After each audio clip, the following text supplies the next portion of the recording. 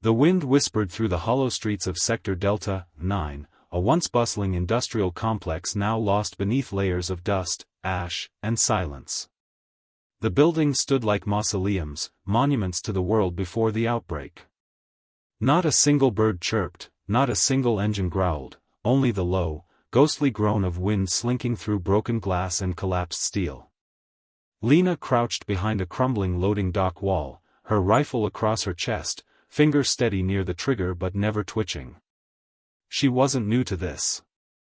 No one who made it into the dead zone was. The silence here wasn't just a lack of sound. It was oppressive. It pressed against your chest, made your breath shallow, made your thoughts race with the question everyone feared the answer to: are you the only one left? She adjusted the strap of her pack and tapped the small, rusted radio on her belt. Nothing but static. Communications hadn't worked in 3 days. That was the first sign something was wrong. The second came when they found the body. Jericho had been tough, a former Marine turned convoy runner, and if even he could die that silently, something worse than zombies was happening. No bite, no claw marks. Just wide, staring eyes and a hand reaching toward his throat, like he'd choked on something only he could see. A soft crunch behind her, too soft for a walker. Lena spun, rifle raised. A shadow ducked back behind a pallet stacked with ancient barrels.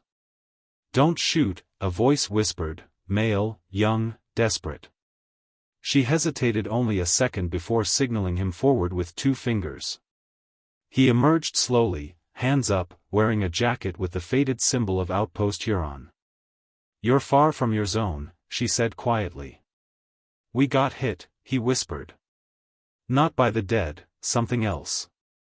We lost half our crew in one night. No bites. No screams. Just silence. And then they were gone." Lena's eyes narrowed. "How did you get here?" "I ran.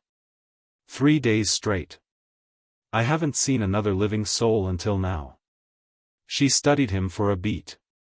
His face was pale, lips cracked, eyes sunken. He wasn't lying. Or if he was doing a damn good job of it. She gestured for him to follow. "We don't stay still long out here. This zone's changing." As they moved through narrow alleyways lined with rotting dumpsters and burned-out husks of delivery vans, Lena scanned every shadow, every rooftop. The dead didn't roam here like they used to. And that made things worse. Predictable enemies were easier to fight. This quiet, this calm, was camouflage for something else. They reached her safe house, a former print shop reinforced with scavenged rebar and sandbags. She bolted the door behind them. "You got a name?" she asked. "Ty." "Tyler, but, just Ty now." "Lena." They sat in silence for a moment, the only sound the faint drip-drip of water through a broken pipe. "There's something you're not telling me," Lena said after a moment. Ty swallowed hard. "They weren't just gone. They were taken. I think someone's experimenting in the dead zone." She stared. "Experimenting?" He nodded. "I saw cages. Tech lights. I heard voices on the radio, not just ours. Different frequencies, weird phrases. I think they're trying to control the undead." Lena leaned back slowly, processing. This wasn't the first rumor like this she'd heard, but it was the first time someone had nearly died bringing the story to her doorstep. The silence wasn't nature, it was being engineered. "We need proof," she said. "If what you're saying is true, every survivor in the dead zone is in more danger than they realize." Ty looked at her, hollow but hopeful. "I think I can take you there." Lena rose, crossed to a metal locker, and pulled out a folded map. She circled a point near the southern edge of the zone. "That's our best bet. If this is real, it'll be hidden deep, maybe under the old metro lines." Ty nodded. "Then we'll need to go before nightfall."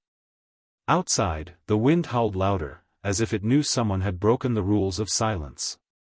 But inside that crumbling room, two survivors began rewriting them. The map was old, stained with blood and soot, but Lena's finger traced it with precision. She had memorized every known tunnel, every collapsed intersection, every zone of no return. The metro lines were buried deep beneath the city, concrete veins that once pumped life into a thriving metropolis. Now they were graveyards where light dared not follow. Tai sat across from her, rewrapping a strip of cloth around his arm. His skin was pale, but his eyes burned with urgency. "You sure you want to do this?" she asked without looking up. "You could stay here. I'll check it out alone." He shook his head. "I already ran once. I'm not doing it again." She respected that. In the dead zone, cowardice wasn't always weakness, it was strategy. But staying still too long? That was suicide. She packed her gear in silence, every click of a buckle and zip of a pouch loud in the heavy quiet. By mid-afternoon, the sun had sunk behind a veil of thick, ash-gray clouds. The wind had stilled. Even the flies were gone. The world held its breath. They crossed the outer edge of the sector and made their way toward the metro access, a shattered parking structure riddled with abandoned cars and graffiti faded by time and weather. Lena led, rifle up. Tai followed with a makeshift spear slung over his shoulder. They passed under the broken arch of the old city rail station. It had once been grand, marble columns, glass ceilings, and digital boards buzzing with train times. Now, the ceiling was half-collapsed, and the signs hung like broken bones. Lena froze at the top of the stairs. Below, near the shattered turnstiles, stood three figures. Still. Motionless. Walkers. But they didn't move like the others. They didn't twitch, groan, or drag their feet. They stood in a perfect triangle, unnatural, almost mathematical. Their skin had a pale sheen, their heads cocked slightly, like they were waiting. Tai's breath hitched. "That's what I saw at Huron," he whispered. "They don't move unless they're told to." "Told to?" Lena's eyes narrowed. "By who?" "I don't know. But they weren't like this before. Something changed." She studied them for another 10 seconds, then motioned for Tai to follow her down a side hallway. They slipped through a maintenance corridor and descended into a secondary tunnel, stepping over debris and shattered pipes. The farther they went, the colder it became. The air thickened, humid and stale, and the walls seemed to close in. Their flashlights carved tunnels of light through the darkness, catching glimpses of old advertisements peeling off the walls. A child's drawing fluttered briefly in the beam, a smiling family, stick figures holding hands. It felt obscene. Lena halted again.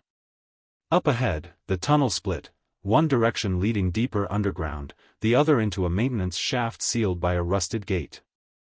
"We go left," Tai said, pointing to the sealed path. "How do you know?" "That's where I heard the voices." "Past that gate." Lena examined the padlock. Newer than the structure, far too clean. She gave it a firm tug. "Someone's been here recently." She holstered her rifle and pulled out a crowbar. With a grunt, she pried the lock open, it snapped louder than she liked. They pushed through, entered the shaft, and descended a winding stairwell. At the bottom, a tunnel lit by faint, flickering blue lights stretched ahead. The walls were lined with wires, motion sensors, and strange, half-covered devices that looked far too advanced for anything left in this world. Then they heard it. Voices. Not groans. Not human screams. Commands.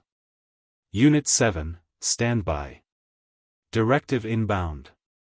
A mechanical voice echoed faintly through the concrete, distorted by speakers. Lena and Tai dropped to a crouch, heartbeats pounding. Someone was running operations down here, giving orders. To the undead. Lena edged forward and peered through a broken panel in the wall. What she saw made her blood turn to ice. Inside a large room beyond the tunnel, several undead stood in metal frames, held upright by clamps and cables. They twitched in response to commands, their eyes flickering like they were receiving signals. Technicians in black suits moved among them, typing on screens, studying reactions. And then, one of the undead suddenly turned and stared directly at the broken panel. Right at Lena. She pulled back fast. They're wired. Not just trained, controlled. Ty's voice cracked. That's how they're moving informations. They're not just surviving. They're being programmed. Lena looked down the corridor, fists clenched. Someone's rewriting the rules. And if they perfect this, no outpost will be safe. Behind them, a clanging echoed up the stairwell. Something was coming. They had been seen. No more silence now. Only the sound of the hunted. Lena didn't wait. Her instincts screamed louder than the echoing clangs behind them. She grabbed Ty's wrist and pulled him back the way they came, retracing steps up the rusted stairwell as fast and quietly as they could manage. But the footsteps behind them multiplied. Heavy. Purposeful.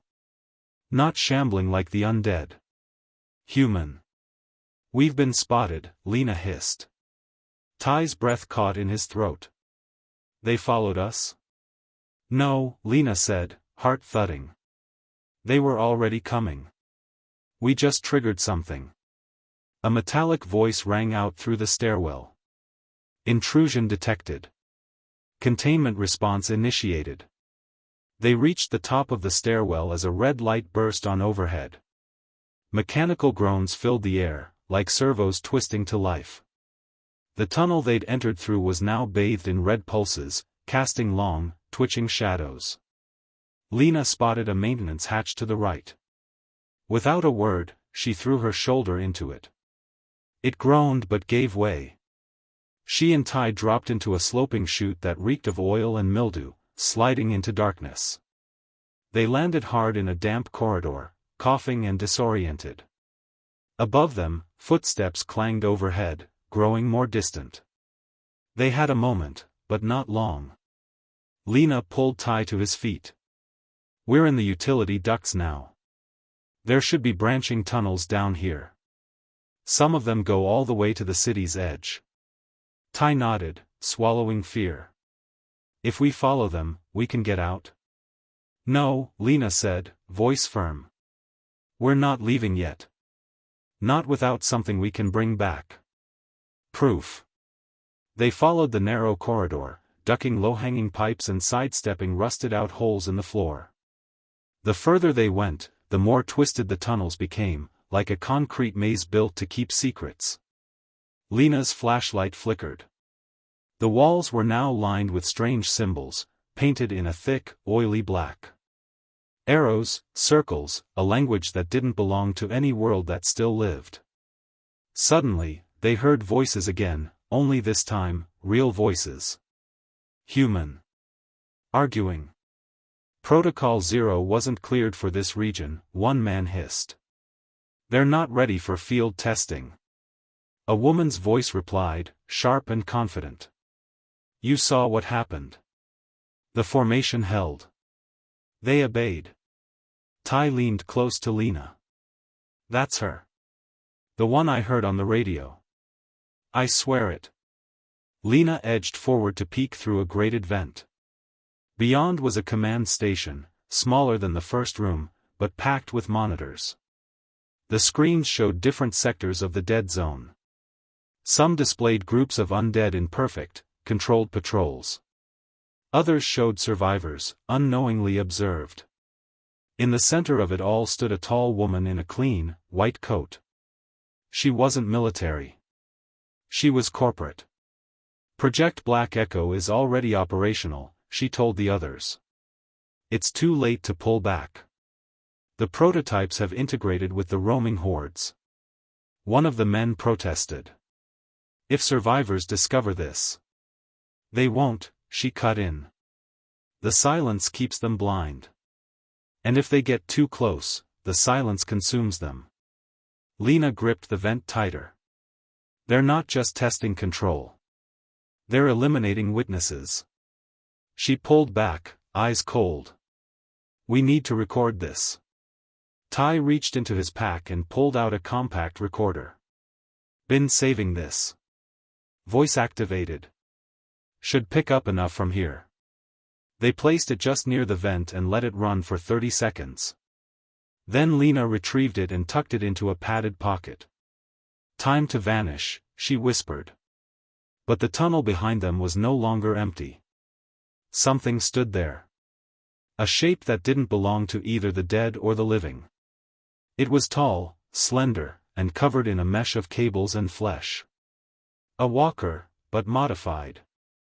One red lens glowed in place of its right eye. It didn't groan.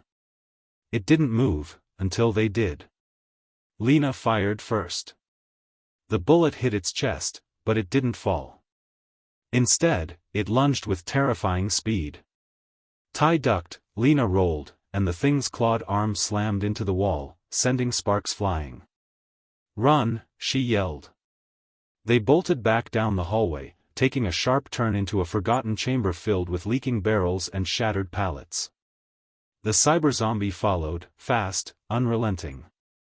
Tai turned and threw a pipe into its path. It barely slowed it. We need to lose it, he shouted. There. Lena pointed to an old freight elevator shaft, the doors torn open. Without thinking, they jumped, landing hard on the broken metal of the elevator car below. The modified zombie stopped at the edge, peering down. And then, strangely, it turned and walked away. It could have finished them. But it didn't. Lena sat up, breathing hard. That wasn't a kill command. Tai looked shaken. Then what was it? Lena stared up at the shaft. A warning. The elevator shaft groaned around them as Lena adjusted her weight and helped Tai sit up. Dust hung thick in the air, illuminated by the faint flicker of her flashlight.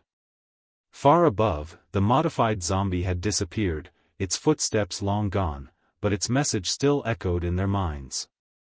We should be dead, Tai whispered. No, Lena replied, scanning the chamber. We were never the target. They're not just killing, this is control. Precision. Conditioning. Tai leaned against the wall, wincing. His leg had taken the worst of the fall, but nothing seemed broken. We need to warn someone, he muttered. Someone has to know what's going on down here.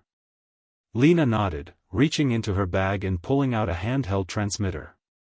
It was low power, designed for short bursts, enough to get a message out, if anyone was listening. Signals weak underground. We'll need elevation. She pointed to a rusted ladder that ran up the shaft wall. We climb. As they ascended, each rung creaked under their weight. The air grew colder, heavier. Lena's grip tightened as memories from the early outbreak crept in, the screams, the chaos, the government signals that promised help and never came. They'd believed in structure back then. In rescue. But what they were climbing toward now wasn't hope. It was exposure. They emerged inside an old power relay station, abandoned but still structurally sound. The ceiling had caved in partially, allowing them to crawl up onto the roof, which overlooked the south side of the dead zone. The silence was deeper here, almost sacred. Lena set up the transmitter on the highest corner of the building and extended the antenna. Tai crouched beside her, watching the skyline like it might suddenly come alive. Let's make some noise, she said, flipping the switch. A low hum started as the transmitter warmed. She opened the mic. This is Survivor ID Delta 93, broadcasting from within the dead zone. Unknown human operation detected beneath Sector South 12. Black Echo project is real. Undead are being programmed. Repeat, undead are under remote control. She paused, then added, we have proof. Requesting extraction or armed response. Anyone receiving, respond. Static hissed through the speaker. She repeated the message twice, changing the frequency range, hoping someone, anyone, was listening. Then, as she lowered the mic, the speaker crackled.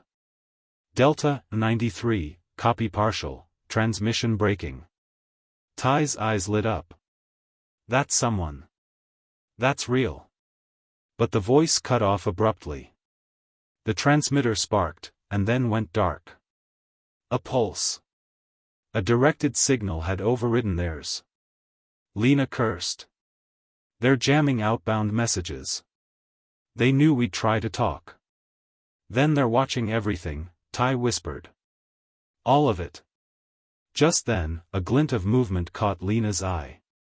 Across the rooftops, maybe 3 blocks out, a drone hovered silently above a crumbling tower. Not military. Sleek. Black. Watching. They know where we are, she said. Time to move. They packed fast and descended through the back stairwell of the relay station, emerging onto the cracked streets of the southern ruins.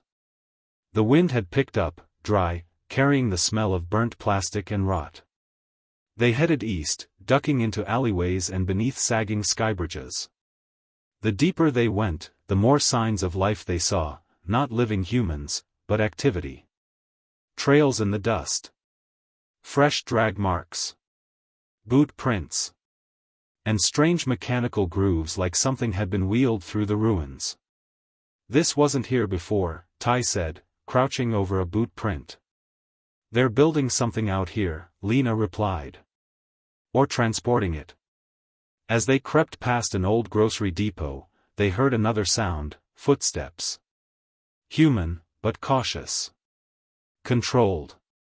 Lena raised her rifle and signaled Ty to cover. 2 shadows moved through the wreckage. Then a voice called out, low and firm. Hold your fire. We're not infected. A man and woman emerged, wearing patched scavenger gear and carrying well-worn weapons. Their eyes were sharp, movements precise. Survivors, experienced. Name's Cutter, the man said. She's Val. You're Delta 93. Lena didn't lower her weapon. How do you know that? We picked up your signal. We've got relays off-grid. You're not the only ones watching. Ty stepped forward. You heard the broadcast? About the undead being programmed? Val nodded. We've seen it. Been tracking strange behavior across 3 sectors. Didn't have proof. Until now. Cutter added, you've stirred up something big. Black Echo's not just a project, it's a movement. Whoever's running it has resources. Discipline. And 0 regard for civilian life. Lena finally lowered her weapon. Then let's find their weak point. Val tossed her a data drive. This was pulled from a downed recon drone last week. Coordinates, command loops, experimental log files. We couldn't decrypt most of it. Maybe you can. Lena nodded slowly. We might have just become a resistance. Cutter gave a grim smile. You already were. You just didn't know it yet. From behind them, a distant screech echoed across the rooftops. Not undead. Mechanical. The hunt was still on. Lena crouched over the small portable drive Val had handed her, its casing cracked and scorched from a near miss. She plugged it into her wrist rig, a scavenged HUD interface patched together with old tech and broken dreams.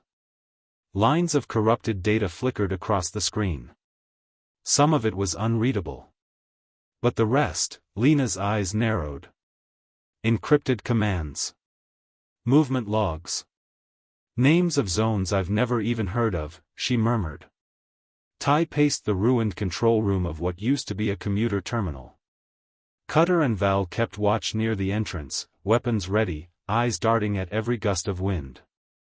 Since the broadcast, none of them had slept more than 20 minutes at a time. Whatever they'd awakened, it was moving fast. What is it? Ty asked. Lena tapped through more files. Coordinated walker placement. Hibernation triggers. Zone sweeps. It's not just about control, it's strategic deployment. They're reprogramming the dead into a standing army. An army that doesn't eat, sleep, or disobey, Val muttered. Perfect soldiers. Cutter glanced over. But who's giving the orders? We still don't know who's behind Black Echo. Lena brought up a file marked Phase 6, Activation. Her eyes widened. There's a scheduled operation 3 nights from now. Sector Omega, 7. That's near the old refinery district. Val's head snapped up. That zone was quarantined 6 months ago. Nobody's gone near it since. Which makes it the perfect place for something major, Lena said. A weapons test?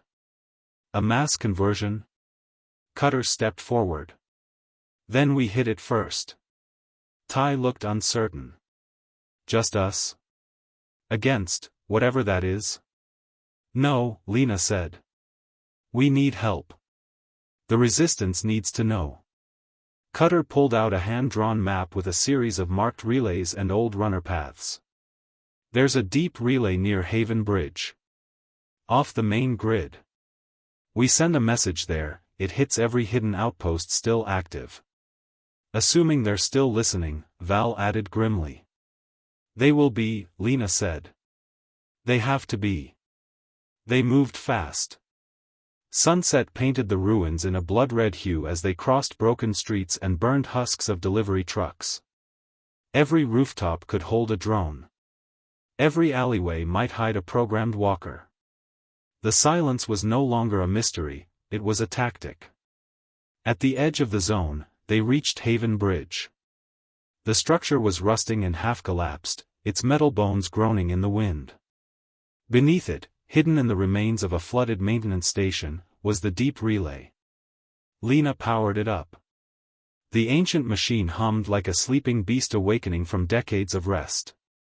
The screen blinked to life, showing a grid of old signal channels. She opened the mic and transmitted.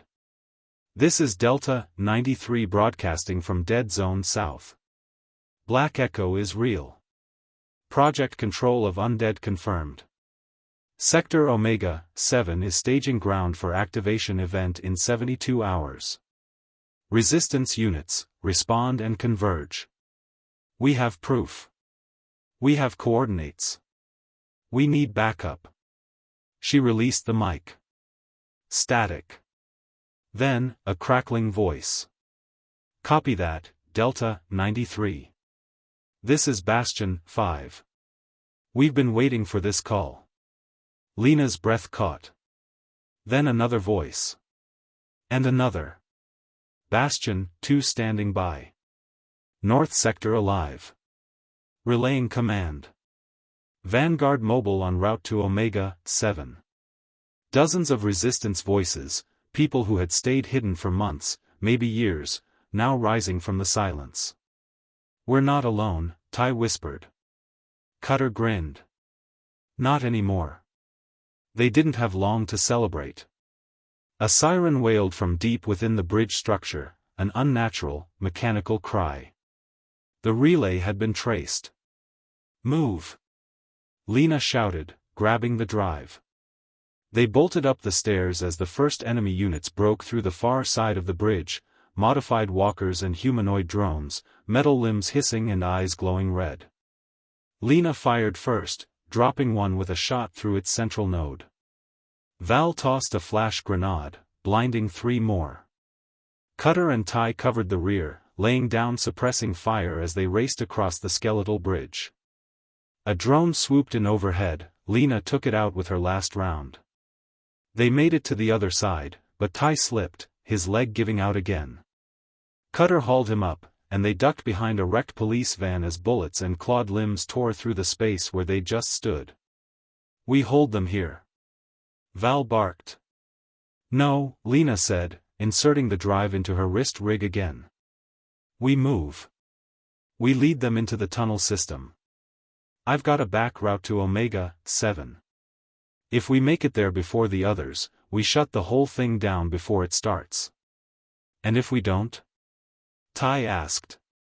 Lena stared across the horizon, dark, burning orange against the ruined skyline. Then we burn it to the ground before they take another step forward. Omega 7 loomed in the distance like a scar on the earth, an industrial graveyard wrapped in smoke and shadow. The refinery towers stood crooked, rusted skeletons under a bruised sky, their pipes long silent but now wired with something new. Blue lights blinked between beams. Drones buzzed overhead, weaving tight surveillance patterns. Beneath them, modified undead patrolled in circular formations, silent, coordinated, almost surgical in their movement. From behind a collapsed pipeline, Lena, Tai, Cutter, and Val lay prone, watching the scene through scopes and binoculars. "They've fortified the entire sector," Cutter muttered. "These aren't guards. This is a perimeter." Lena adjusted the zoom on her scope. "They're not protecting it from the outside. They're locking something in." Val lowered her binoculars. "Or preparing to let something out." They'd reached Omega 7 through the underground bypass tunnels Lena remembered from her early days as a runner, dark, forgotten arteries where the dead rarely lingered. Now they were less than half a mile from the heart of Black Echo's operation. Resistance forces were en route, but it would take hours for most of them to converge. Lena's team had one chance to strike first, to breach the facility and find the central command hub before Black Echo could initiate Phase 6. Tai handed Lena the decrypted data drive, his fingers trembling slightly. "The layout suggests the hub is buried beneath Refinery Core 3. That's the building with the collapsed smokestack." "How do we get in?" Val asked. "There's a ventilation shaft," Tai replied. "Old emergency access. Small, but it's unguarded, probably too narrow for walkers or drones." Cutter smirked. "Too narrow for most people too." Lena looked at him. "Good thing we're not most people." The four moved swiftly under cover of dusk. The wind carried the stench of fuel and decay. Above, the sky darkened to a sickly violet, clouds swirling with electric tension. The silence, once a mystery, was now a warning. They reached the shaft, tucked between two crumbling storage tanks. Lena went in first, sliding on her stomach through the narrow duct. Tai followed, then Cutter and Val.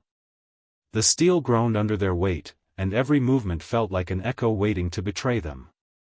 After several minutes of crawling through the suffocating tunnel, they emerged in a dark corridor beneath Refinery Core 3. The walls here were clean, recently scrubbed. Not abandoned. Lit panels glowed a dim blue. Security cams rotated slowly overhead, their red eyes scanning in rhythm. "They built this beneath the ruins," Tai whispered. "All of it's new. They've been planning this for years." Cutter tapped Lena on the shoulder. "We find the command center, we find whoever's in charge. And end this," she said. They moved room to room, clearing silently. Labs filled with corpses restrained in standing cages. Charts and screens showing test results, neural triggers, fear suppression metrics, reaction times of undead under signal command. Val scowled. "This isn't science. It's cruelty wrapped in numbers." They finally reached the heart of the complex, an octagonal chamber with walls lined in servers and signal boosters. In the center stood a single control platform. Monitors flickered, showing dozens of zones across the dead zone perimeter. In every one, undead stood in motionless grids, waiting. Standing at the console was the woman from the earlier broadcast. Dr. Kira Voss. She didn't look surprised to see them. "You're early," she said calmly, hands still on the controls. Lena raised her rifle. "Step away." "I wouldn't," Voss replied. "The moment I do, every walker in Omega 7 activates. Including the ones surrounding your resistance friends." Cutter growled. "You're bluffing." Voss pressed a button. One of the monitors showed a resistance team pinned down by a horde that had suddenly become coordinated. "They're not killing them yet," she said. "Because I haven't told them to." Ty's voice cracked. "Why? Why build this? Why control the dead?" Voss finally turned toward them. Her face was smooth, composed. Eyes cold. "Because humanity failed," she said. "You kept killing each other even after the outbreak. We gave you chaos. Now we give you order." "This isn't order," Lena snapped. "It's slavery." Voss tilted her head. "They're already dead." Lena took a step forward. "And we're not." Suddenly, Ty lunged forward, grabbing a cable from the main console and yanking it free. Sparks flew. Alarms blared. Monitors blinked out. "No!" Voss screamed. Lena rushed forward and slammed her rifle butt into Voss's shoulder, sending her to the ground. Cutter and Val rushed to shut down the remaining boosters. Ty threw the data drive into the master port and initiated upload. "Sending everything to Bastion Command," he shouted. But then the floor rumbled. Guys?" Cutter muttered. Voss smiled through the blood running from her nose. "You're too late. Phase 6 wasn't just an activation." Outside, the towers began to hum. The undead snapped to attention. "It's evolution," she whispered. The refinery shook with unnatural tremors. Lena steadied herself against the control panel as cables sparked overhead and red emergency lights flashed through the corridor like an open wound in the dark. Above them, towers screamed, a deep, resonating hum that vibrated through metal and bone. "They've activated something," Ty gasped, backing away from the central hub. "No," Val said, gripping her rifle. "Someone." On the monitors still functional, the undead formations outside Omega-7 began to move, not shambling or dragging their feet. They turned in unison, like soldiers on command. Then, without warning, they spread out, not toward the resistance. They were flanking. Lena's voice was flat. "They're thinking." "That's impossible," Cutter said, but the disbelief in his voice betrayed fear. "They don't improvise." "Now they do," Ty said, swallowing hard. "It's Phase 6. She wasn't just enhancing control, she gave them adaptive routines." Dr. Voss, bloodied but smiling, leaned against the base of a server rack. "You still don't understand. They aren't just following orders anymore. They're learning." Lena stepped toward her, weapon raised. "How?" "Neural bridging," Voss said proudly. "We mapped enough minds to replicate pattern recognition. Group behavior. Strategy. You didn't just walk into a trap. You walked into the future." A sudden boom echoed outside. One of the perimeter towers erupted into flame. Val peered at the monitor. Resistance strike teams made it through the outer grid. "They're pushing back." "But not fast enough," Lena muttered. "If these things spread with full cognition, it's over." Ty pulled a crowbar from his pack and smashed the nearest control panel. Sparks flew. "What about the manual override?" "Every system has one." Voss laughed. "Even if it did, you'd never reach it. It's beneath Core 0.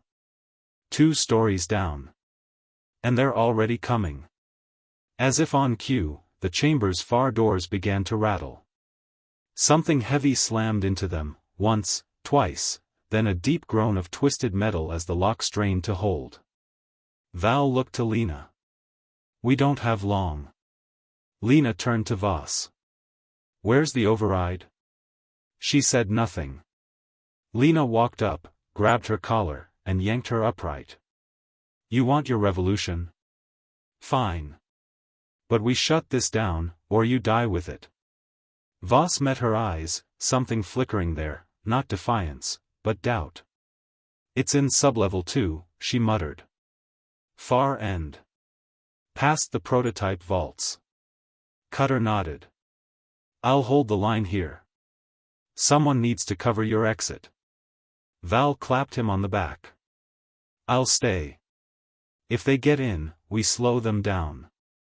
Tai looked to Lena. I'm coming with you. Lena nodded once. Then we move. She tossed her sidearm to Cutter. Don't waste it. They sprinted out the side corridor just as the doors gave way. Screeches echoed through the walls, inhuman, synthetic, coordinated.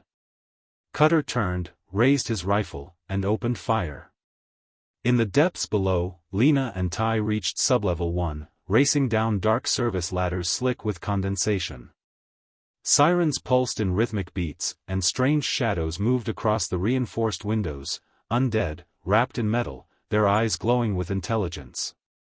They didn't stagger. They hunted. They reached the door to the prototype vault. It was sealed.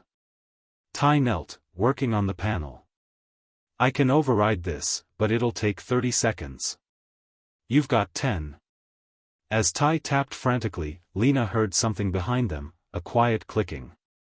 She turned. One of the modified dead emerged from the shadows.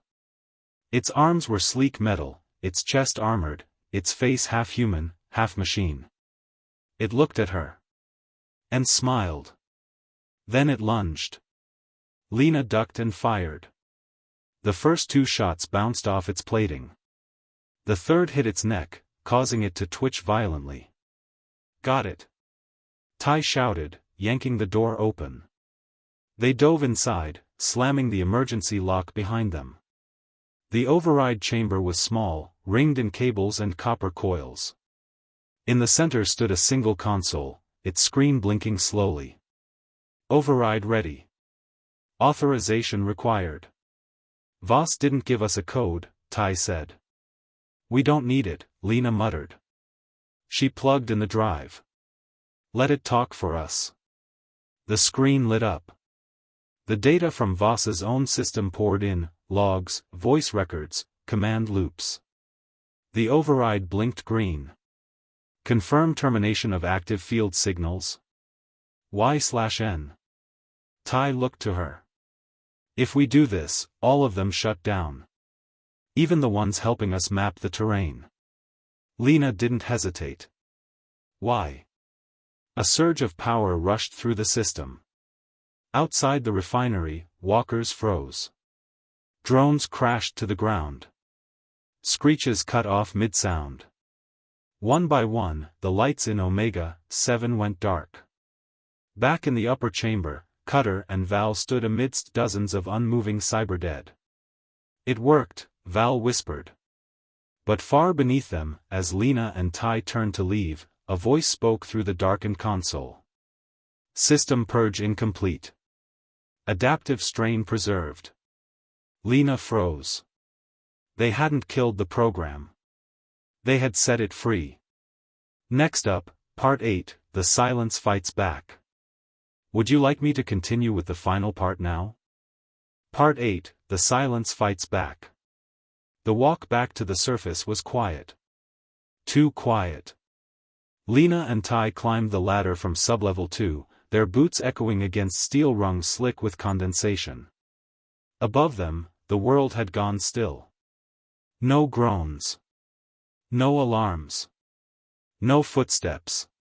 Just the echo of their breath and the cold mechanical whisper left behind by something that was no longer watching, but still aware. Adaptive strain preserved, Tai murmured, voice trembling. What does that even mean? Lena kept climbing. It means we didn't stop it. Just severed its leash. He swallowed hard. So, we didn't win?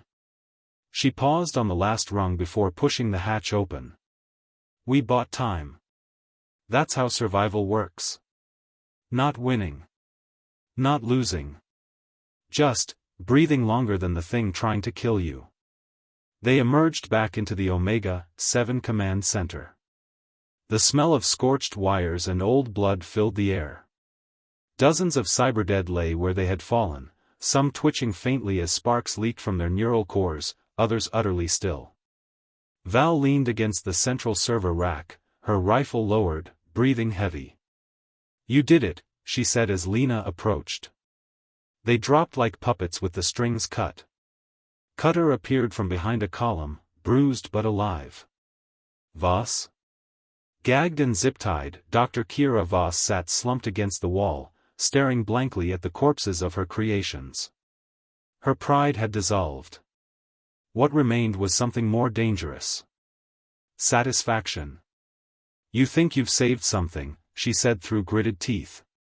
"But you've only delayed it. The strain is loose now, disconnected from our commands, yes, but self-learning. Every walker out there, every half-dead on a battlefield, it's listening." Val raised her rifle, but Lena held up a hand. "No," Lena said. "We don't shoot her. We show her what she broke." Outside, the resistance had gathered. Teams from Bastion Command, North Watch, and the Forgotten Line had taken control of the refinery perimeter. Makeshift med bays had been set up. Burnt-out vehicles were being fortified again. Survivors were regrouping, for the first time in months, not running. As Lena walked Voss through the ruins, the doctor looked left and right, taking in the full weight of the Resistance's presence. Children. Medics. Veterans with missing limbs. People who hadn't given up. "This is what you wanted to bury," Lena said coldly. "The part of humanity that never made the news feeds. The part that fought quietly in shadows." Voss said nothing. Ty caught up to them, holding a battered drone core in his hand. The last signal came from beyond the southern wall. Deep dead zone. No known camps. Just wilderness. Lena took the core and turned to Voss. "Is that where your strain went?" Voss gave a ghost of a smile. "I didn't program the strain to run. It chose to." Cutter approached, a fresh bandage over his shoulder. "So now we've got undead that can learn. Think. Hide." Lena nodded slowly. "But we also have numbers now. Unity. A voice." She stepped up onto a makeshift platform, a sheet of steel laid across crates, and looked at the gathered survivors. Dust swirled in the red twilight. Faces, young and old, turned to her. Silence reigned. Then she spoke. "We survived the silence. We saw what was behind it. And now we know the truth. They're not mindless anymore. Some of them remember. That means we don't just fight to survive anymore. We fight to outthink them. To build. To prepare. Omega-7 was just one hive. But others will wake up. And when they do, they'll be expecting fear. Let's give them fire instead." A roar rose from the crowd, not one of celebration, but of defiance. It was the sound of people who had nothing left to lose and refused to fall quietly. That night, under a fractured moon, the Resistance set up a new headquarters in the ruins of Omega-7. Lena transmitted decrypted files to every survivor network.